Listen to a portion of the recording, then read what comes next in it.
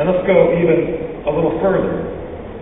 Rhonda Byrne says you got to be careful about allowing negative thoughts into your life because the law of attraction is like gravity; it will just work. So, if if you're trying to be thin, then you need to avoid overweight people. Is the implication? You need to stay away from anybody who's fat. Because that makes you think fat thoughts. And fat thoughts, attract fat, I guess. Or, when it comes to money, she literally says the poor are poor because they're blocking money with their thoughts.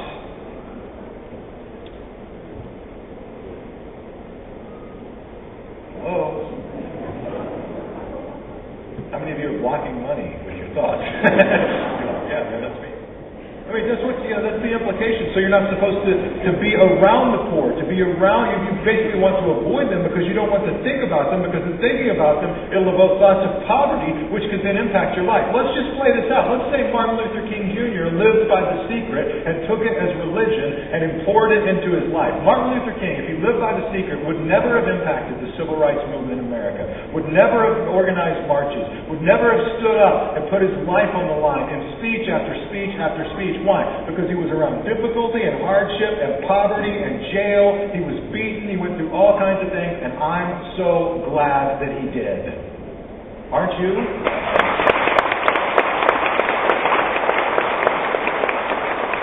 Mother Teresa, she takes The Secret, incorporates it into her life, and lives it to the extreme. She's not going to take care of the people in Calcutta because they're sick and they're dying, and that's negative vibes, man. And so she wouldn't have helped those people and impacted them, but I'm so glad that she did. And then you go a little further and you say, the implications of it, if you take it to the extreme, are, you got a high school student who's got a test coming up, but he doesn't need to study, man. Kick back, play Xbox, and think A. You got a health issue, you got to lose some weight. You don't even diet and exercise. Kick it with a Krispy Kreme donut and a cup of coffee and think skinny. Skinny.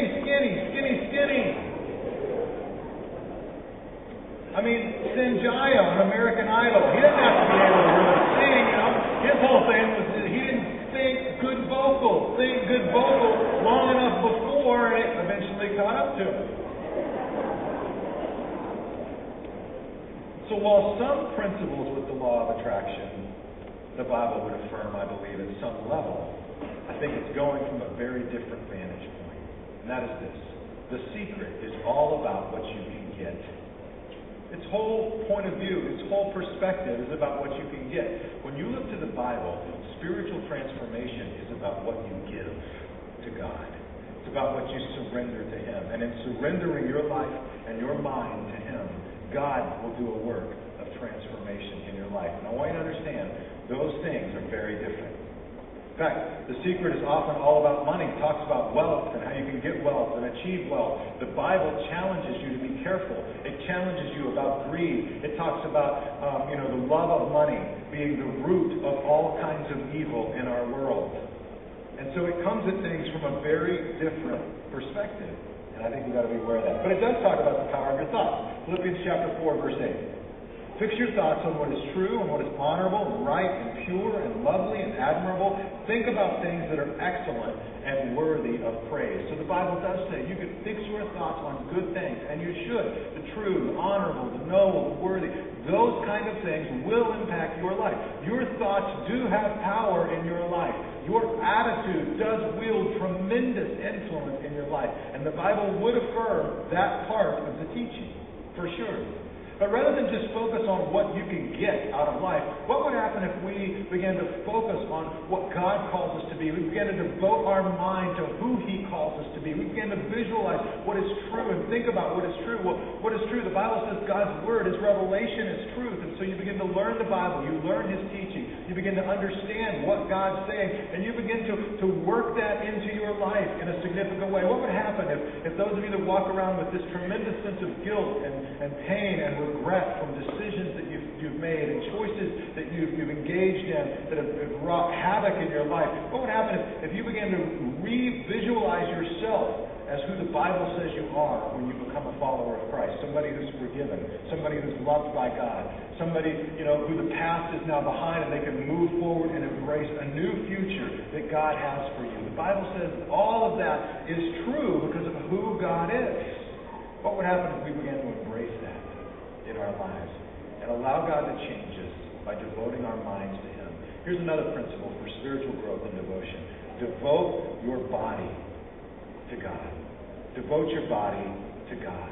In fact, when you begin to look at the Bible in Hebrews, or in Romans chapter 12, beginning in verse 1, here's what it says. It says, "And so, dear brothers and sisters, I plead with you to give your bodies to God because of all He has done for you. Let them be a living and holy sacrifice, the kind He will find acceptable. This is truly the way to worship Him." Now listen, here's what he's saying. He's saying, devote your body to God. That word give or devote is a term that was used in the Old Testament to imply a priestly function. As the Old Testament priest would take a sacrifice and would place it on the altar. He's saying in a similar way, we give our bodies, we surrender our bodies to God. But God isn't interested in things that are dead. He's interested in living sacrifices. We give our hands and our feet to Him. We surrender them to Him. And it says, literally it says, that this is truly the way to worship Him. That word truly is the Greek word for logic. I love this. Here's what he's saying. He's saying, because of God is great, because He's powerful, because He's mighty, because He's amazing, the logical conclusion, the logical response in light of who God is we should devote our bodies to Him. And say, God, we surrender our lives to You. It just makes sense. It's our spiritual act of worship. And so we devote our hands and our feet. And when we begin to do that, when we begin to live as God calls us to live, God will bring good things into our life. See, the Bible doesn't talk about the law of attraction. The Bible does talk about similar laws, though, like the law of reaping and sowing. The law of reaping and sowing says what we do in life really does have consequences. It's not just about what you think. It's also about what you do. And what you think impacts what you do. And what you do will have an impact in your life. And so you look in Luke chapter 6, verse 37. Here's what Jesus says. He says, "Do not judge others, or you will not be judged." In other words, don't judge other people. It won't come back on you. More often than not, this principle will hold true. He says, "Do not condemn others, or it will all come back against you. Forgive others, and you will be forgiven. Give, and you will receive." You see how that works? So you give. Well, you don't see those principles in The Secret. The Secret's about visualizing what you want.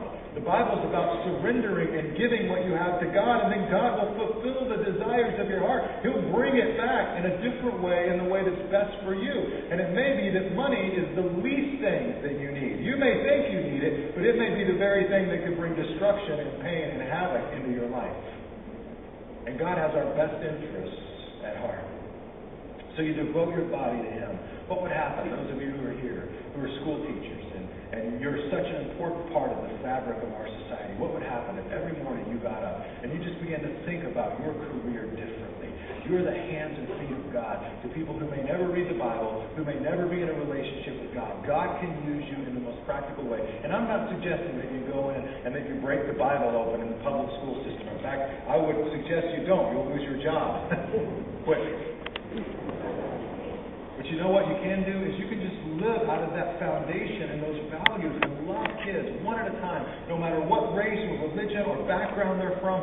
Pour into those kids and make sure those kids are learning. And literally, you're devoting your body to God. I think of those who are in our church who are in the law enforcement area and they're serving our community, and on a regular basis, you go from just a job and just keeping the streets safe to even a whole new level where you're devoting your body to God. It's your active service. It's the only logical thing you could do. I think of those who are in the political realm and who devote their time and their effort and their energy to God. For those who work with the public departments, be it fire or whatever it may be, and they devote their service to God. For I think of Heather. Heather's a friend of mine who used to be a stripper and work in the adult clubs, and eventually, as she came into a relationship with God, she was challenged to move out of some of that lifestyle. But you know what she does now? Now she regularly goes back to those clubs because she wants to help other women women who are in those situations find a way out and transition in their lives. And so she gives back. And listen, she's going to places that when she walks in, it reminds her of things that she's not real proud about. It reminds her of situations and experiences that she would probably signify as being awful, but she does it again and again and again because she's devoting her body to God. And I'm so thankful that she is.